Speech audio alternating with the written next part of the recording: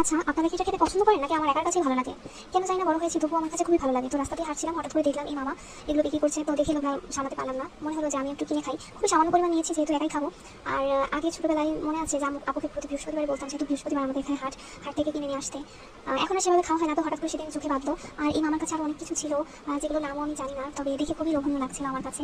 আপনাদের কাছে কেমন লাগে এবং এগুলো খেয়েছেন কিনা সেটা জানিয়ে যাবেন। আমার কাছে খুবই ভালো লাগছে। অনেকদিন পর আসলে খেলাম। আর মামাটার ব্যবহার খুবই ভালো ছিল। ওনাকে বললাম যে আমি কিন্তু ভিডিও করতে পারি, তুমি বলো হ্যাঁ অবশ্যই। এটা বেশি দেখতে আকর্ষণীয় লাগছে, যদিও আমার কাছে মনে হয় যে আমি যেটা নিয়েছি সেটা খেতে বেশি ভালো লাগবে, ওটা রং মেশানো।